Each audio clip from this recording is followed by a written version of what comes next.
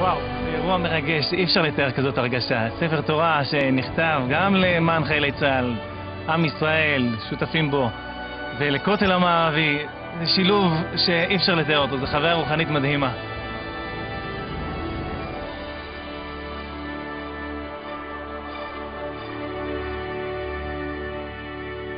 אמר רבי אבאו בשם רבי יוחנן, כשנתן הקדוש ברוך הוא את התורה, ציפור לא צייץ, עוף לא פרח, שור לא גאה, אופנים לא עפו, שרפים לא אמרו קדוש, הים לא נזדעזע, הבריות לא דיברו, אלא העולם שותק ומחריש. ויצא הכל, אנוכי השם אלוקיך.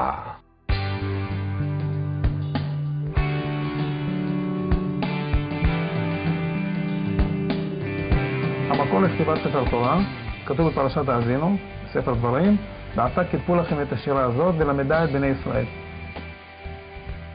למדו מפה שצריך לכתוב ספר תורה, אפילו שכתוב השירה הזאת, וזאת שירת האזינו, יש כמה לימודים שמוכיחים שזה הכוונה על כל התורה כולה. וזו מצווה האחרונה שבתרי"ג מצוות, מצווה על כל אדם ישראל לכתוב ספר תורה לעצמו.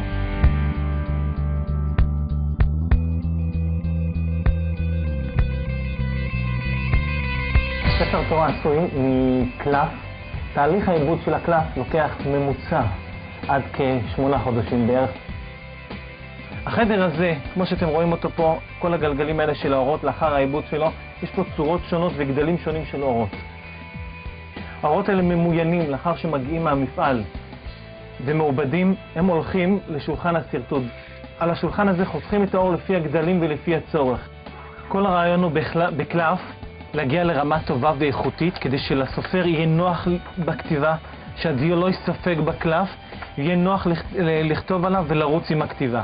ולכן חשוב שהסופר יבחר לו קלף איכותי וטוב, ואנחנו נותנים את השירות הזה בצורה הכי מקסימלית שיכולה להיות. נגמר התהליך של הסרטוט, הסופר מקבל את היריעות הביתה ומתחיל לכתוב את הספר תורה על פי סדר שיש בתיקון שיתקבל מדור לדור. אחת הסגולות היא שאדם שאין לו בנים, הוא נפקד בבנים. יש סיפור מסופר אחד מפורסם פה, שאומר שהאישה רק קנתה את היריעות, עוד היא לא הזמינה סופר. היא רק קנתה את היריעות וכבר היא התעברה והיא נכנסה להיריון. אנחנו כל הזמן אומרים לעשות ספר תורה, לכתוב ספר תורה. איך החיבור הזה בינינו לספר תורה? אוקיי, כתבנו ספר תורה, מי אמר שיש נשמה בספר תורה הזה? יש איזה דבר שהוא לכאורה משקף לנו את האמת שבעניין. התקשר אליי לפני איזה 5 שנים בערך, יהודי מראשון לציון, אמר לי, תשמע, אני חייב לספר לך משהו. אני חולם כל לילה חלום, ללכת לבית הכנסת ולקחת את הספר תורה מבפנים, קורה בו משהו. הוא מרגיש בחלום, בפעם השנית הוא מרגיש שהספר תורה טובע במים. הוא אומר, כאילו, משהו פה לא נראה, הוא קם ככה צמרמורת באמצע הלילה, הלך להעיר את הגבאי שלו בית הכנסת, פתח את ההיכל. אותו תקופה היה ימים סוערים בגשם. מה שקרה בהיכל באותו זמן היה כנראה חורים בגג או משהו כזה, ונכנס מים לתוך ההיכל.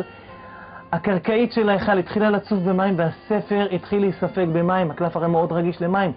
ופה זה מראה לנו את החיבור הישיר בין ספר תורה לנשמה שכבר נפטרה. הנשמה לא יכולה להיות לרגע במנוחה כל עוד זורה שהחיבור שלה ישיר לעולם הזה, ספר תורה הולך להירטב. ישר הוא הגיע בחלום לבן שלו ואמר לו, לך לבית הכנסת, תיקח תציל את הספר תורה הזה. זה נותן לנו נקודה. ככה על קצה קצהו של מזלג כמה כתיבת ספר תורה זה לא סתם כתיבה. יש בזה המון דברים מעבר לבינתנו, וזה דברים של אחרי 120 עוזרים לנו.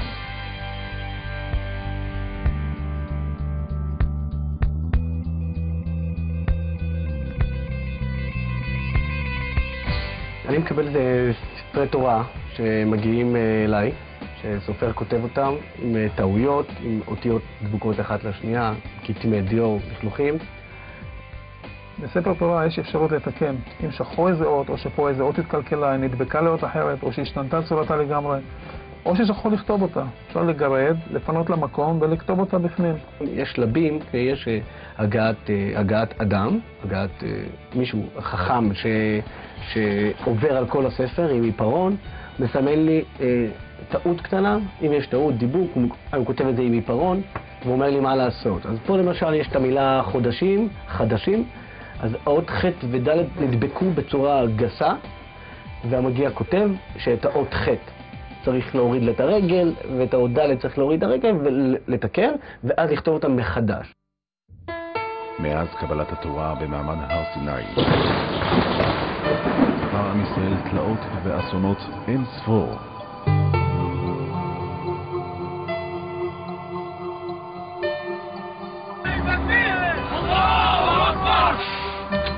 הפלא הגדול הוא שבמשך כל הדורות שמרה כל קהילה בכל עדה באשר היא על נוסח אחיד של התורה.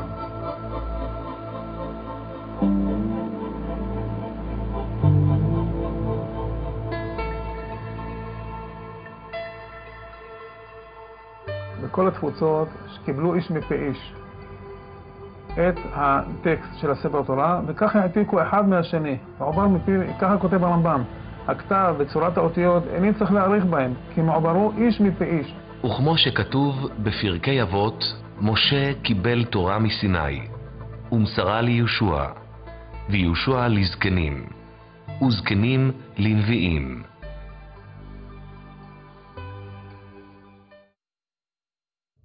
אנוכי השם אלוקיך, לא יהיה לך אלוהים אחרים על פניי.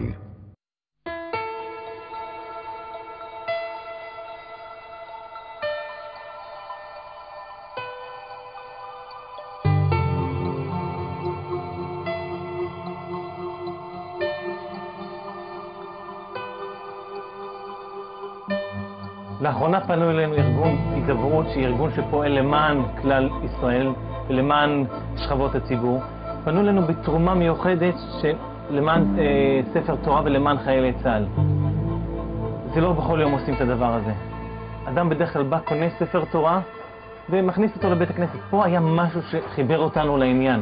השותפות הזאת בינינו כמכון של סתם, ושהרבנים המליצו עלינו במיוחד, כל גדולי ישראל ראו את הספר תורה והמליצו עליו. אני באופן אישי הלכתי למסור את הספר תורה הזה, ועשינו אותו הכנסה מכובדת ברוב עם.